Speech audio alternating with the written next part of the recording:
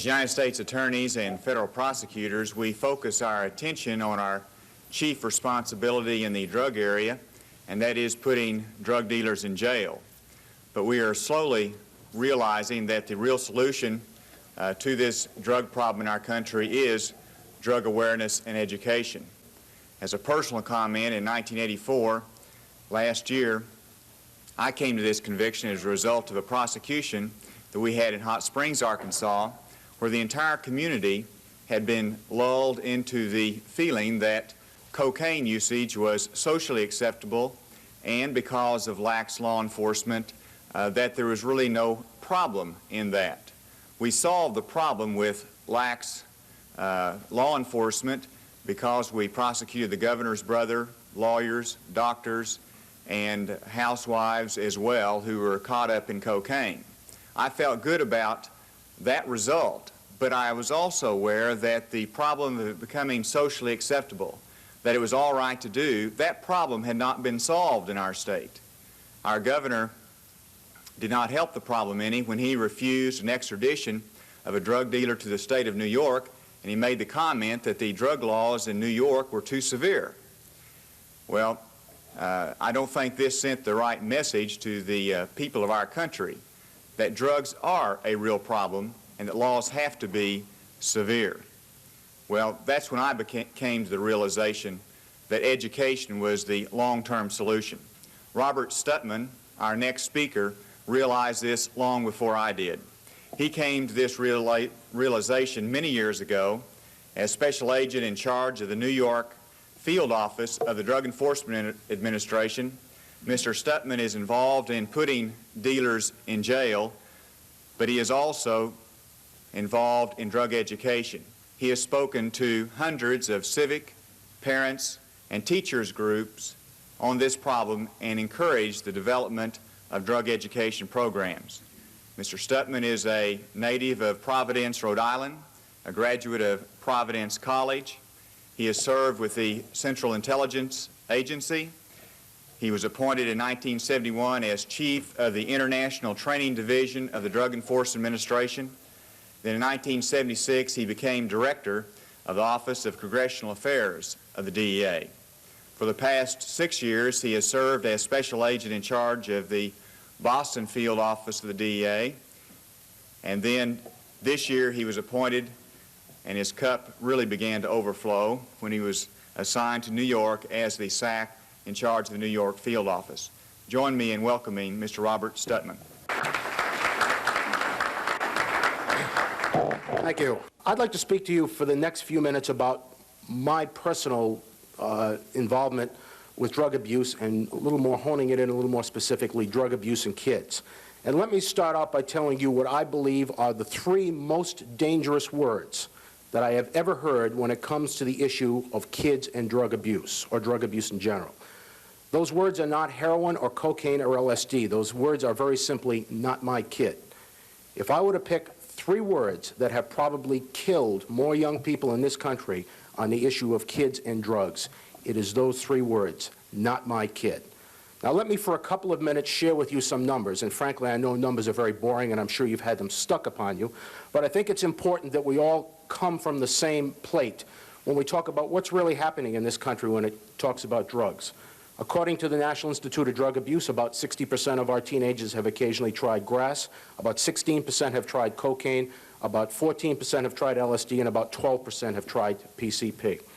There was a very interesting study done in New York State not too long ago that looked at drug use in the state of New York. And the one figure I will share with you from that study that really struck me as the most important was that drug use on a per capita basis in the state of New York was highest in Westchester County, was second highest in Nassau County, was third highest in Rockland County.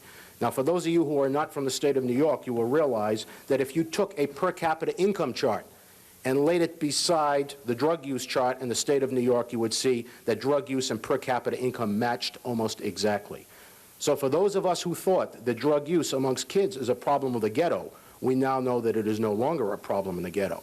In November of 1984, Governor Dukakis of Massachusetts released what is now considered to be probably the best single statewide study of drug use in high schools in the country. He did it for the Commonwealth of Massachusetts. There were a number of different numbers in there that were important. I will share 2 or 3 with you that I think are particularly important. Number one, on a per capita basis in the Commonwealth of Massachusetts, drug use was heaviest in communities of from 10 to 20,000 people, higher than in communities of 100,000 people or over, and I think there's an important message in that. Secondly, in the Commonwealth of Massachusetts, 26% of our high school seniors have occasionally used cocaine. 1 out of 4 have used the drug that I personally believe is probably the most addicting drug available today in the United States.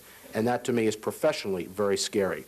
And then the third number that I think should affect all of us is that 28% of the students in the Commonwealth of Massachusetts used an illegal drug, not including alcohol, at age 12 or below. Somewhere between 1/4 and 1/3 of our kids used an illegal drug, not including alcohol, in elementary school. And I think that's the issue that you and I, as adults and law enforcement people, have to look at. Many times I get asked, how come as an agent or an agent in charge of DEA, you spend so much time involved with prevention and working with school systems and communities? And I will tell you, I think it is for a very important reason, and I think every person in this room who is a U.S. attorney or involved with law enforcement has the same reason. You and I have a special obligation to deal with communities to point out that the attitude of "not my kid" is indeed a killing attitude. Because very few people, other than law enforcement and parents groups, are going to have the guts to stand up and say that. There is truly a wall of denial existing in many communities today in the United States of America. About 3 years ago, I was in a very nice community called Acton, Mass., which, for those of you who aren't familiar with it, is upper middle income personified. And I was sitting in a high school, talking to a small group of kids about 14 years of age, and one girl came into the room. And she didn't come into the room, she floated into the room. Her name was Stacy. She was stoned on Quaaludes at age 14. Stacy had the uniform of the day on for Acton, Mass., which was a Calvin Klein top, Sassoon jeans, and fried boots. Did not come from a poor family. Stacy came over and sat down, and we started talking, and it was obvious she was whacked out of her tree. And we had a short conversation, and then I asked her a very simple question. I said, Stacy, why do you do drugs? She gave me an answer 3 years ago that to the day I die, I don't think I'll ever forget it, because it was so honest and so simple, it was scary. I said, Stacy, why do you do drugs? She said, because, Mr. Stutman, nobody's ever told me why not. Now, you think about that for a minute. Who is telling our kids why not? According to the National Institute of Drug Abuse, the average age for first drug use in the United States of America is age 12 and a half. I think that we as adults are asking our kids at somewhere between 11 and 13 to make what I believe at that age is the most important decision of their life. And that is not, do I go off for football or soccer or field hockey, or do I take Algebra 1 or geometry? That decision is, do I become a drug user or not? And we are asking our kids to make that decision at about age 12 or 13 with, unfortunately, very little or almost no preparation. It is clear to me that many of our communities in this country are extremely religious. They must be, because they're obviously depending upon divine intervention to come down and save their kids and help them make the right decision, because they're not doing anything else. Now, let me give you a few examples of what I mean by asking them to make that decision and not helping them make it. Let's start off with one of the things that kids always tell me. One of the things I do when I go into a high school is spend time with kids alone, meaning no teachers, no other adults, etc., and try to establish a rapport with them, so they will tell me what they think about the drug use and the drug issue. One of the first questions I ask these kids is, who do you talk to about drugs? It's an important question. Who do you talk to? Who can you talk to? And you say, of course, can you talk to your parents about drugs? And I will tell you, and I have all kinds of cute little answers written down that they give you, but you've heard them all. The majority of our kids say they absolutely cannot talk to their parents about their drug use. Why? My mother would tell me she'd kill me. They'd put me up for adoption. They'd ground me till I was 18. They'd lock me up for life. My parents would kill me. I mean, you get all kinds of answers like that. Let me tell you a synopsis that I admittedly made up, but I think summarizes a great number of the conversations that take place between parents and kids in this country today on the subject of drugs. Now, I used this synopsis, by the way, at a very, very expensive private school in the East, and it was not the private school that Mitch Rosenthal was referring to, it was another one. And I got told by the headmaster, who obviously had a PhD in English, that this is called a dogmatic colloquy. That impressed the hell out of me. I will share the following dogmatic colloquy with you that very often takes place between parents and kids, and it goes like this. Hey, Ma, I smoked a joint, and I'd like to talk about it. Don't you ever use drugs. Why? Because I said so. And that's the end of the conversation that unfortunately takes place today in the United States between parents and kids on the subject of drugs. Most kids can't talk to their parents. So you ask them the second question, can you talk to your teachers? And of course, usually the answer is no. Number one, teachers don't know any more about dope than parents do. But number two, most kids consider their teachers gossips. I don't know if it's true or not. Most kids say to me, when I tell my teacher something about me personally, my teacher goes to the teacher's room, and before you know it, the whole school knows about my problem. So you don't talk to your teachers. So then you ask the basic question, well, if you don't talk to your parents and you don't talk to your teachers, who do you talk to about drugs? Where do you get your information? And of course the answer is obvious, each other. They have become their own instant experts. And our kids today believe such garbage and such BS to be the truth that if it weren't scary, it would be truly funny. We should have learned in about 1932 a very important thing from Adolf Hitler. And that is, if you tell a lie long enough and hard enough, to a lot of people, that lie becomes the truth. And that's what's happened to our kids today. They truly believe absolute falsehoods about drugs to be the truth, because the only experts that they have consulted with are each other, and they have become their own instant experts. That, I think, is a major issue that we have an obligation to address. We have to be able to get information to our kids in a factual manner. Then we look at the school systems in many communities in the United States.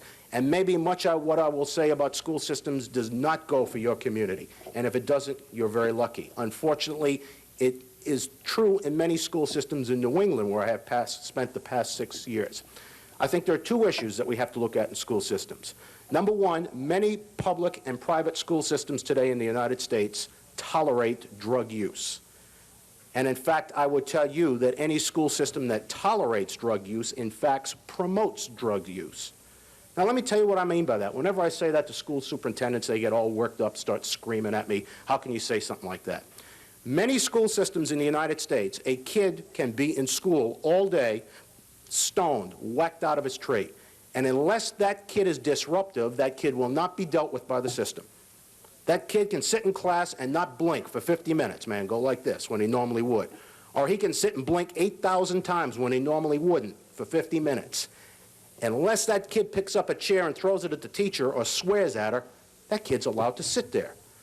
Well, I would proffer to you, ladies and gentlemen, that that simple incident gives a very clear message to the other 25 kids in class. And it very simply is, hey, man, it must be okay to do drugs because nobody gives a damn.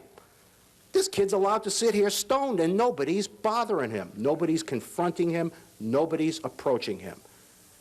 And when kids see that incident time after time after time, the message that they get from that incident is very clear. It's okay to do drugs because the system doesn't care.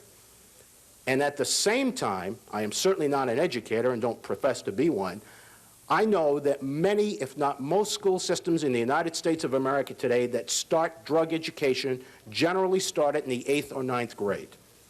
Now again, I'm certainly not an educator, but I know that if you are teaching a kid the first factual information that they get about a decision they've already had to make 2 years ago, that information that we're giving them doesn't do a hell of a lot of good. And unfortunately, most school systems still do not teach meaningful factual drug education before age 14. And yet our kids are making that decision at age 12. And I think those are two issues we have to look at. And then the final issue, I think, that is truly one that we as adults have to look at is the issue of the message that kids get in general. According to a number of different studies, by the time your child graduates high school, he or she will have seen 350,000 commercials on television. That is the average kid. According to the National Advertising Council, their own figures, 21% of media commercials are for pharmaceutical products. That means about, if my arithmetic is correct, about 70,000 of those commercials are for pharmaceutical products. Now, what does a pharmaceutical commercial say when you cut out all the glamour and all the other stuff? What does it say, really? It has a very simple message. If you got a problem, take a pill. No matter what your problem is, take a pill. If your problem is headache, heartburn, hemorrhoids, pre-MS, post-MS, whatever your problem is, we got a pill to solve it. And your kid has seen that message from the time he or she is 2 or 3 to the time your kid is 18. So when communities say to me they are shocked that 60% of their kids use drugs, I honestly say to them, I'm shocked that 40% don't. I am shocked that the way we have so predisposed our young kids to become drug users today, that 40% are able to escape through that mire of drug use. And in fact, that's where we are today. And I think, unfortunately, it is something that must be changed. Now, Mitch is 100% right. There are communities, because of parents' groups mostly, that are beginning to turn themselves around and make a difference. But unfortunately, there are not enough communities. One of the reasons I became involved in drug prevention, I will share this incident with you, and frankly, I tell it almost every speech I give. One of the questions I often get is, why do you do what you do? Both for a living and why do you do so much public speaking? I will tell you a true story, and for those of you who know me, as some of the U.S. attorneys in here know me, you will know it. You know it's a true story. In 1967, I was a very young, very crazy agent living in a very nice community called Baltimore County, Maryland. And one day, a friend of mine happened to call me up, and this guy happened to be a lawyer, and I didn't hold that against him. And he said to me, Bob, that's a joke for the lawyers in the room. He said, Bob, would you talk to my son? I think he's screwing around with drugs. I said, look, I'm not a psychologist, I'm not a psychiatrist, I'm not a social worker, I'm not a teacher, I'm not the guy to talk to your kid about drugs. Obviously, to make a long story short, he imposed upon our friendship, and I said I'd talk to the kid. Kid came into my office, and the kid's name is Kenny. In the 1967, Kenny was 14 years of age. Kenny was a love child. And I'm sure there are some people in this room who are old enough to remember the love children, but I will describe Kenny for you if you don't remember him. Kenny, at age 14, literally had a hair down to the small of his back. He had 3 strands of rawhide wrapped around his head. He had a rawhide vest, leather pants, and his shoes were sandals that were cut out of a rubber tire. Remember, they used to cut a rubber tire out of the tire, and with a rope stuck up between his toes. He had a string of feathers wrapped around his waist, and I have no idea how he kept them up there. And of course, the bottom line was, unfortunately for me, Kenny smelled like he hadn't taken a bath in about 6 months. But Kenny was a love child, and I always remember that great quote by Malcolm McEwen about the love generation when he said, the problem with the love generation is too many of them killed each other. And if you remember the end of the Haight-Ashbury era, that's exactly what happened. Anyway, Kenny Starr and I started to talk about his drug use and his perceptions of drug use. I will tell you honestly, for the first hour, Kenny and I told each other exactly what we thought of each other. That was the rules. And I'm not sure it's good therapy technique. Mitch might not agree with it, but we said, anything you want to say to me, you can say, and vice versa. I will clean it up because we're on videotape here, but I believe Kenny told me, as far as he was concerned, I was a no-good narc, fascist pig, Gestapo agent, oink, cop, SOB. I mean, every name you've ever heard a law enforcement officer called, this kid screamed at me. Now, in all fairness, at the same time, I told Kenny exactly what I thought of him.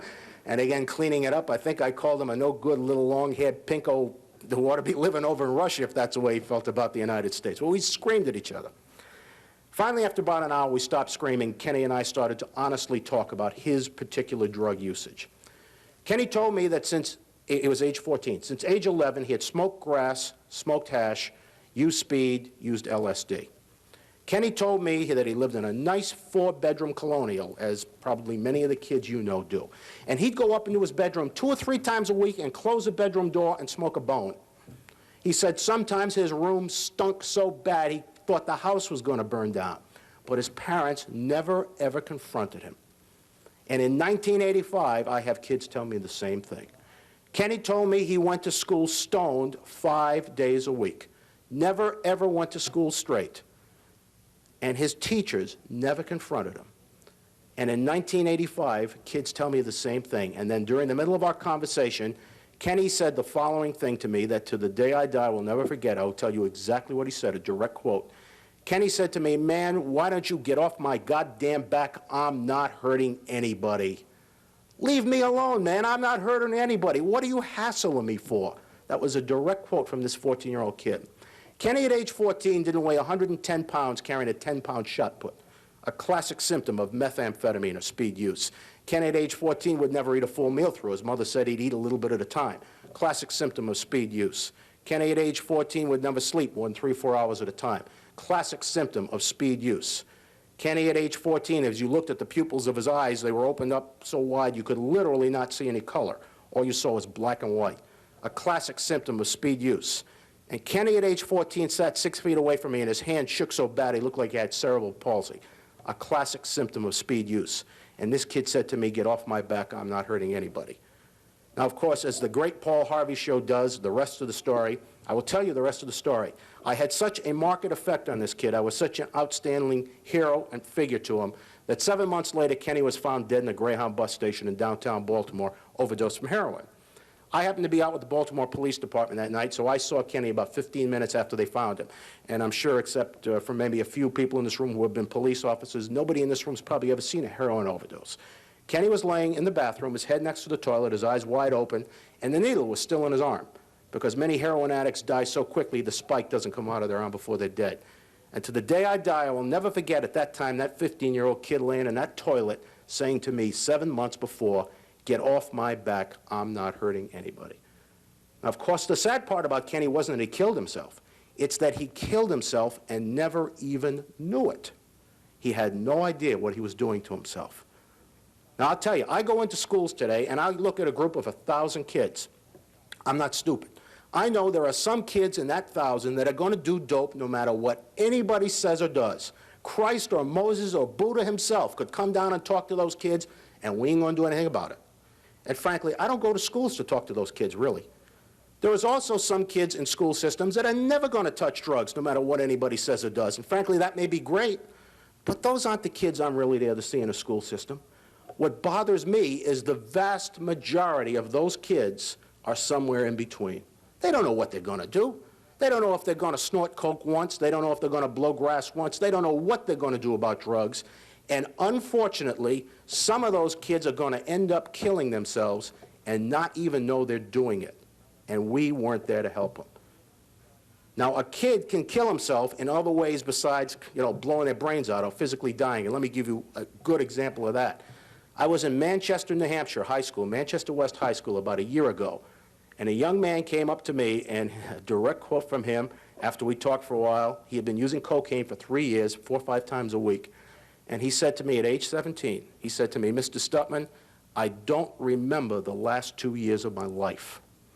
Now, you think about that. At age 17, he doesn't remember the last 2 years of his life. That kid is intellectually dead, and I'm not sure he will ever, ever regain consciousness from that death. And that's the issue we have to look at. I'm going to end and read you a little piece of a letter, and you think I'm kidding, I will show it to anybody who wants to see it afterwards, that I got from a high school girl about a year ago. And I will edit out most of it. I'll just read about 2 or 3 paragraphs to you. This young lady, I think, summarizes the situation far better than any way I could. This was a letter I got from a girl after I was at a high school in Massachusetts, and I'll read a couple of pieces to you. "Dear Mr. Stutman, I wanted to write to you while everything you said was still fresh in my mind. I'm in the 10th grade at such and such school today, and I just turned 16. I was the girl in the red shirt with the long brown hair." She describes herself, and I remembered her because she spent a good deal of time with me. I will not delete the expletives, so I apologize ahead of time. I will quote directly from her letter.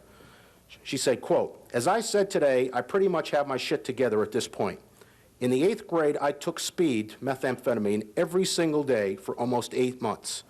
In the 9th grade, I smoked pot every day without fail. Now I drink occasionally, once every 3 weeks or a month, mostly wine, which I enjoyed. I have not touched speed in over a year, and I actually fear it now. It was such a part of me, and that scares me. I wanted to tell you one very important thing. When I was taking speed, my grades sucked, and I was very lonely, although I had many friends and many people who loved me or were concerned. I did not care about my mother, relatives, school, attitude, or appearance. I realized that I was feeling these things, and yet I did not care. When you are heavily into drugs, people, teachers, administrators, friends, and parents can lecture you until you turn blue in the face, and yet you do not hear them." Then I'll skip a paragraph. She goes on to say, quote, "I think what Kendra, who was another girl, said is true. At this point, we have pretty much developed our drug habits and uses. The education should start much earlier since kids are beginning their experimentation much earlier these days. The first time most people smoke pot is in the 7th grade, when they arrive at the junior high school. This is when they are first introduced to the easy availability of drugs. This next paragraph I think is a classic. She says, quote, "Our drug education is a poor excuse for education. Facts are thrown at us and are only dealt with on a surface level. We are not permitted to talk about our experiences for fear of what will happen if an administrator or teacher or your parents find out. There is no open discussion of feelings or fears. We listen and they talk. This is wrong, and it is not the way to teach a child what to do when they are faced with the decision to use or to not use a drug. This is a major problem that must be dealt with concern, and not the attitude that it is wrong and will ruin your life. At this point, we were not ready to make decisions, and yet we were forced to do so. With a little guidance and caring, perhaps some of us would not be where we are today." That girl was one of the brightest girls I've ever seen, and unfortunately, she is now in a long-term psychiatric hospital. I think what that girl said summarizes the issue that you and I have to look at. It ain't locking up dope peddlers, and it isn't education programs. It's helping a lot of kids who, unless we get involved, won't get the help. Thank you very much.